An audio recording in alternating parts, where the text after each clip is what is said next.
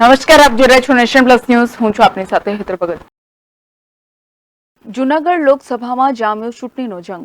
કોડીનાર મધ્યસ્થ કાર્યાલય ખુલ્લું મૂકતા સમયે સભા સંબોધી પૂર્વ સાંસદે સોલંકીએ જાહેર મંચ પરથી કર્યો ઇશારો. સાંસદ રાજ્ય ચુડાસમાને લઈને ઇશારો કરતા કહ્યું, આ ત્રીજી ટર્મ છે અને અત્યારે જે તેમનો હોદ્દો છે એમના કરતા પણ મોટું કદ આપવાનું છે. તો સાંસદ રાજેશ ચુડાસમાએ પણ દિનુ સોલંકીને રાજકીય ગુરુ માન્યા. જૂનાગઢ લોકસભા બેઠક પર હવે ચૂંટણીનો જંગ બરાબર જામ્યો હોય તેવું લાગી રહ્યું છે, કારણ કે ભાજપ અને કોંગ્રેસ બંનેના ઉમેદવારો મતદારોને મનાવવા માટે અનેક પ્રયાસો કરી રહ્યા છે. સાથે સાથે દરેક વિધાનસભાઓમાં અને ગામડાઓમાં મધ્યસ્થ કાર્યાલય પણ ખુલ્લું મૂકી રહ્યા છે. તેવામાં ગત મોડી રાત્રે કોડીનાર વિધાનસભા ખાતે પૂર્વ સાંસદ દિનુ સોલંકીની ઓફિસે મધ્યસ્થ કાર્યાલય ખુલ્લું મૂકવામાં આવ્યું હતું અને કાર્યાલય ખુલ્લું મૂક્યા બાદ પૂર્વ સાંસદ દિનુ સોલંકીના નિવાસસ્થાને જાહેર સભાનું આયોજન કરવામાં આવ્યું હતું. આ જાહેર સભામાં પૂર્વ સાંસદે જનમેદનીને સંબોધતા જાહેર મંચ ઉપરથી જ આગાહ કરી દેતા સૌ કોઈ વિચારતા થઈ ગયા છે, કારણ કે હજુ તો લોકસભાની ચૂંટણીનું મતદાન 7 તારીખે થવાનું છે અને ત્યારબાદ લોકસભાની ચૂંટણીનું મતગણતરી થશે. પરંતુ મતગણતરી થાય અને પરિણામો આવે તે પહેલા જ જૂનાગઢના પૂર્વ સાંસદ દિનુ સોલંકીએ જાહેર મંચ ઉપરથી આગાહ કરી દીધું અને કહ્યું કે તેઓ રાજેશ ચુડાસમા માટે સાંસદને લઈ અને મહેનત નથી કરતા, પરંતુ તેમનું હાલનું જે કદ છે, તેમનો જે હોદ્દો છે તેમના કરતાં પણ વધુ મોટું કદ થાય તે માટે પ્રયાસો કરી રહ્યા છે. અને સાથે લોકોને પણ કહ્યું કે આપણો હક બને છે, ત્રીજી વખતની ચૂંટણી છે ત્યારે આપણે પણ માંગવું પડશે. હવે પૂર્વ સાંસદ દિનુ સોલંકીને આ નિવેદનને લઈ સભામાં બેઠેલા તમામ લોકો વિચારતા થઈ ગયા છે કે દિનુભાઈ સોલંકીએ જાહેર મંચ ઉપરથી જે જાહેરાત કરી છે અને કહ્યું તે પ્રમાણે શું જૂનાગઢના હાલના સિટિંગ સાંસદ અને ભાજપના ઉમેદવાર રાજેશ ચુડાસમા ત્રીજી વખત ચૂંટાઈ અને મંત્રી બનશે? આવી ચર્ચા હાલ જૂનાગઢ લોકસભા બેઠક પર જોર પકડ્યું છે. હું એને માત્ર સાંસદ માટે મહેનત નથી કરતો, મેં તમને કહું આ ત્રીજી વારી થાય છે એટલે આપણો હક ઉભો થાય છે માંગવાનો. શું માંગવું? માંગવું ને આવનારા દિવસોમાં પાર્ટીમાં મેં મારા માટે નહીં માંગ્યું હોય, પણ અમે બધા લોકો વધુમાં વધુ મહેનત કરીને એને આપણે આ વખતે જે છે હોતો એનાથી પણ ઉપર લઈ આવવાનો છે. આ સંકલ્પ કરવા માટે હું તમને કહું છું, માત્ર તમે કોઈ પણ વાતમાં આવ્યા વગર, જ્ઞાતિ જાતિના વાદ વિવાદ જોયા વગર આપણા વિસ્તારના વિકાસ માટે આપણને આ દિવસ સુધી જે નથી મળ્યું એ મેળવવા માટે આપણે મહેનત કરવાની છે.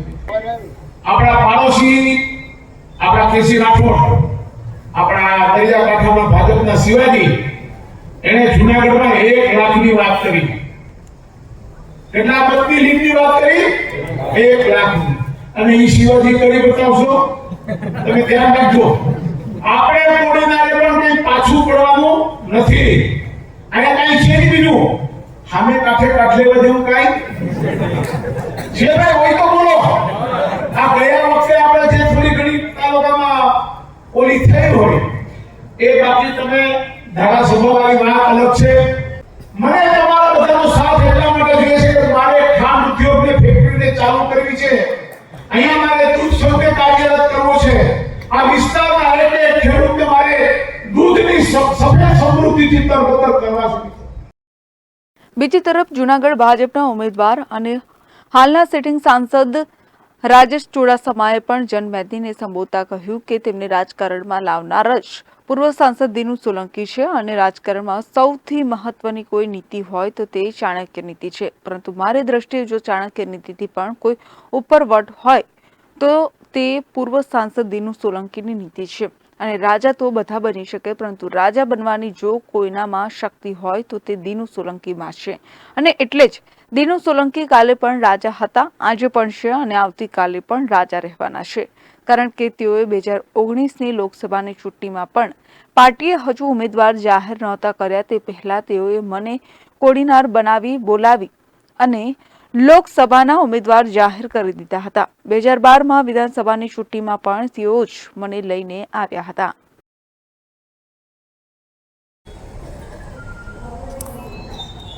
રાજનીતિમાં સૌથી પ્રખ્યાત ચાણક્ય નીતિ પણ હું એટલું ચોક્કસપણે કહીશ કે મારા નાની ઉંમરના 12 વર્ષના અનુભવમાં ચાણક્ય નીતિથી કોઈ ઉપર હોય ને તો એ દિનુભાઈ સોલંકી નીતિ. અને પહેલી વખત હું એમને રૂબરૂ મળ્યો અને તે દિવસે હીરા બાપાને એવું કીધું કે હીરાભાઈ આ છોકરો કોણ છે? તો કે મારા ભાઈ નાના ભાઈનો દીકરો છે. તો કે આને મને આપી દો, હું આ 2012 ની ધારાસભામાં એને ધારાસભ્ય બનાવી દઉં. અને 2012 માં હું ધારાસભ્ય થયો નાની ઉંમર. ત્યારબાદ 14 ની લોકસભાની ચૂંટણી આવી અને એ સમયે મારે ચૂંટણી લડવી નથી. મારું બીપી હાઈ થઈ ગયું અને અચાનક એ ચૂંટણી મને લડવાની હતી. મને ગભરામણ થતી હતી. રાતના 1:30 વાગે એસ્પ્રિન ગોળી લઈને આવ્યા અને રાતના મને કે કાંઈ ચિંતા કરમાં, ચૂંટણી આપણે આરામથી જીતી જઈશું અને હવે બીપી થાય સામેવાળાના હાય એટલે તું ચિંતા કર. 2019 માં ટિકિટ કોને આપવી કોને નહીં બધા વિચાર કરતા હતા. અને મને એક દિવસ ફોન આવ્યો એમનો કે તું ક્યાં છે? તું ને દશા બાપા બંને કોડીનાર આવી જો. અને એ સમયે કદાચ પ્રદેશ પાર્લામેન્ટરી બોર્ડે તો જાહેરાત નથી કરી, પણ અહીંયા કોડીનારમાં 2019 માં ફટાકડા ફોડીને મને હાર પહેરાવી અને મને ઉમેદવાર તરીકે જાહેર. અને ચોક્કસપણે કહીશ કે રાજા તો બધા બની શકે, પણ રાજા બનાવવાની તાકાત હોય ને તો એ દિનુભાઈ સોલંકીમાં. અને હું એના માટે એક શબ્દ બોલી અને મારી વાત પૂરી કરીશ કે દિનુભાઈ સોલંકી કાલે પણ રાજા હતા, આજે પણ રાજા છે અને આવતીકાલે પણ રાજા રહેવાના છે. સમાચારોના સતત અપડેટ માટે નેશન પ્લસ ન્યૂઝના યુટ્યુબ ચેનલને સબસ્ક્રાઇબ કરો, બેલ આઇકન દબાવો અને ફોલો કરો ઇન્સ્ટાગ્રામ, ફેસબુક અને ટ્વિટર પર.